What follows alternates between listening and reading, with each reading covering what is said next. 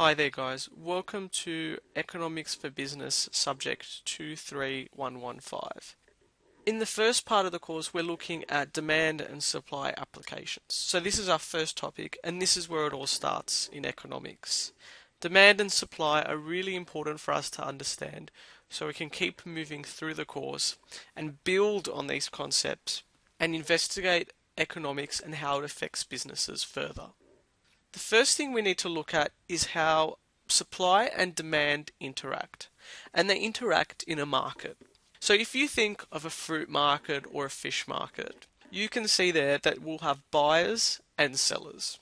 So in the fish market, for example, we have a group of buyers and sellers for a particular good or service. Now in this instance, the good or service it's a good, it's fish, in the case of the fish market.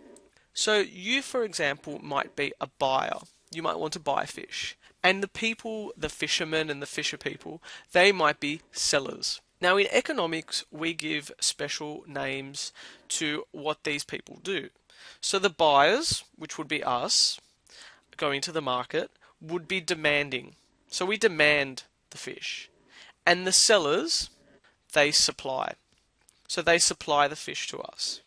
Now, one further point you'll need to understand is that markets can be either organised or less organised. For example, the fish market here in Sydney is quite organised because everyone meets at the fish market to buy and sell fish. They all meet in one place. However, there are other markets that are less organised. So an example of a less organised market would be a market for clothing or a market for food. There's no particular place that you go to in order to buy clothes. You could go anywhere. And to buy food, you could also go anywhere.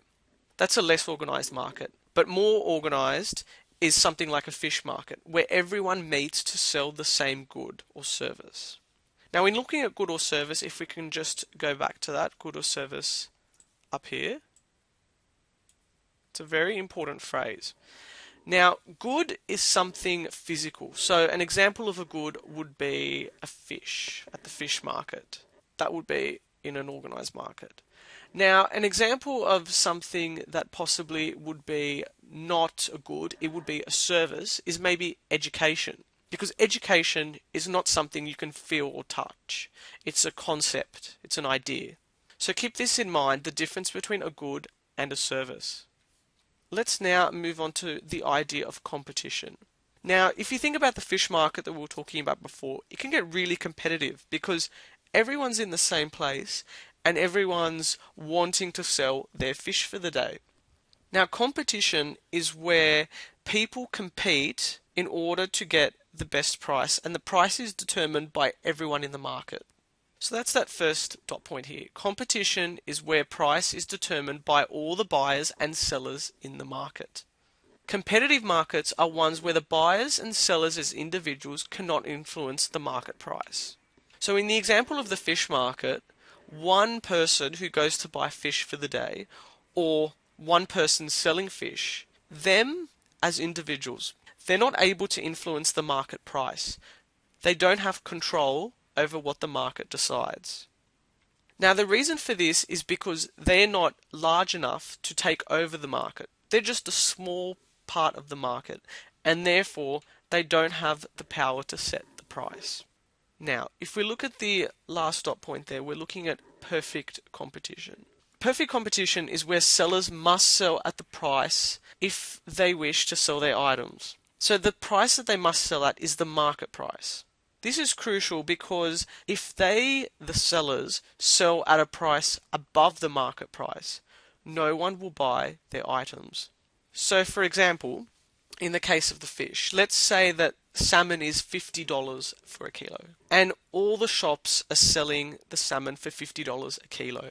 If one seller wishes to sell their salmon for $60 a kilo, it is highly likely that they won't be able to sell any of their salmon. And the reason for this is because all the buyers in the market will see that this seller is selling for $60 a kilo, and now they will in turn go to the other suppliers, the other sellers in the market, and buy the fish for $50 a kilo.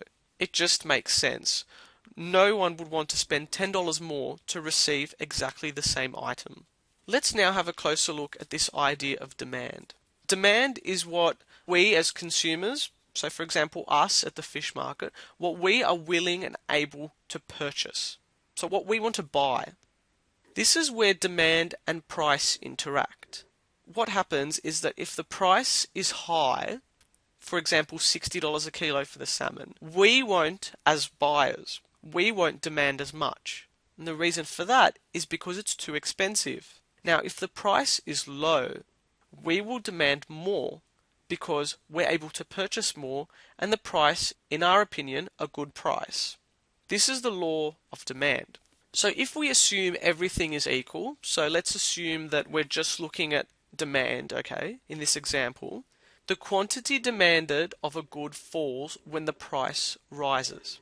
In the example of the fish market, once again, the $60 salmon, demand for the $60 salmon will fall because the price has risen. Now, this concept is very logical, so if it has been a bit confusing for you, all you need to do is just think about it, not in an economic sense, but think about just yourself. You demand something as an item or as a service, and you want to pay the lowest price for it.